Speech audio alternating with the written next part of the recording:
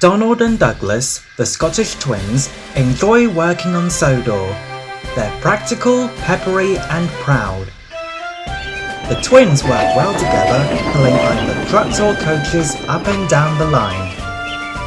They're hard workers, but I'm sorry to say they can often be level-headed and impatient.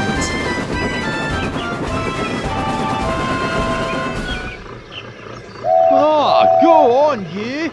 Move it! You're holding us up, Bertie. Rude much.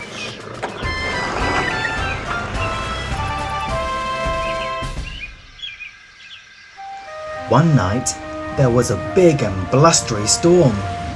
High winds swept across the island. Trees were blown down. A water tower fell over. And the roof blew right off Farmer McColl's farm.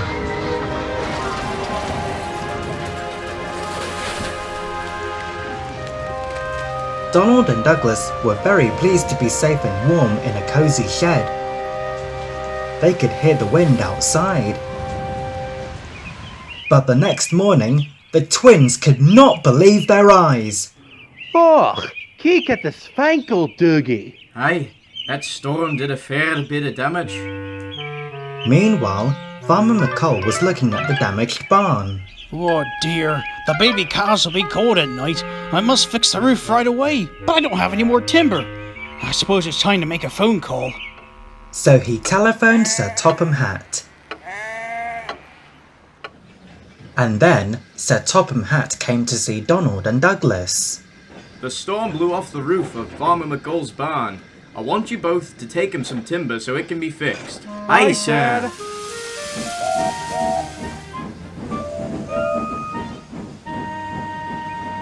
Donald and Douglas arrived at the timber yards. The twins buffered up to the timber wagons and raced off to Farmer McColl's as fast as they could. But the storm had caused lots of damage to the lines. Workmen were clearing branches and rocks from the cracks. Donald and Douglas wanted to go quickly, but they couldn't go at all. Oh, this is taking forever! Aye, we need to hurry to Farmer McColl's. Up ahead, they saw Trevor the traction engine.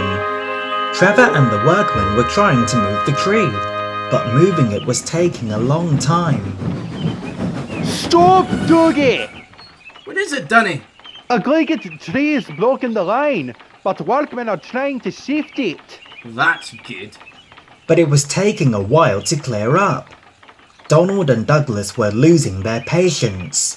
Oh, hurry up! You must work harder. I'm working as fast as I can. But it wasn't fast enough for them. They blew their whistles loudly. Trevor was working as fast as he could.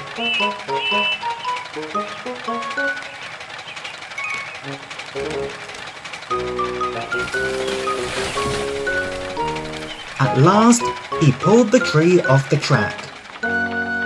But Donald and Douglas didn't thank Trevor. All they said was, About time! You're welcome. Oh. Every time the twins came across workmen clearing the track, they blew their whistles and wheezed steam. This made the workmen cross, but Donald and Douglas thought it made them work harder.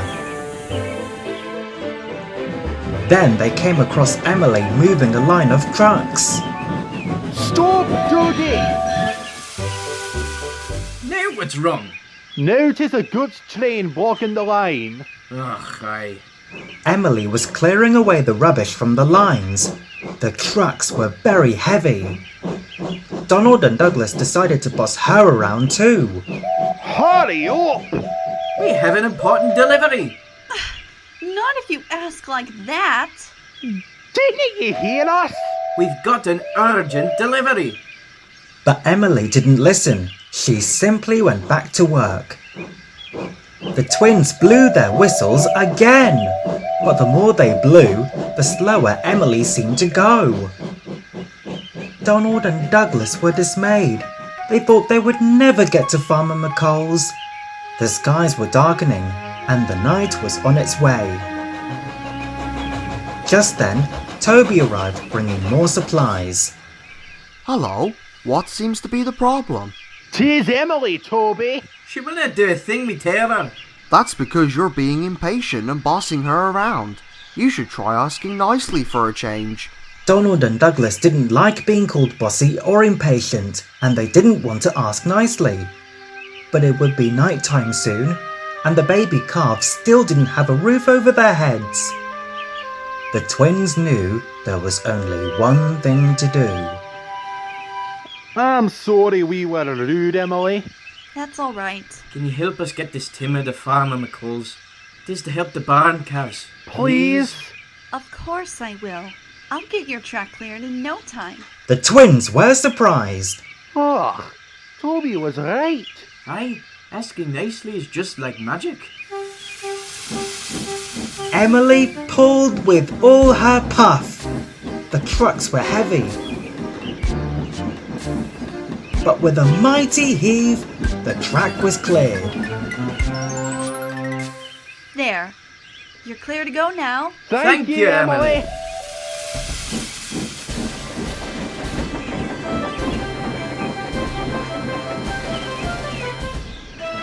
It was nearly night time. Donald and Douglas knew the baby calves would be getting cold. So whenever there was something on the track, they took a deep breath and said please and thank you to everyone they came across.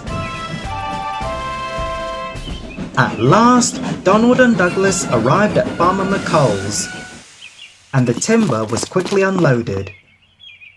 The barn was soon repaired, and the baby calves snuggled down on their nice soft hay. Oh, thank you both so much. The baby cows will be nice and warm now. Your fortune, Farmer McColl. And all we had to do was just ask nicely. nicely.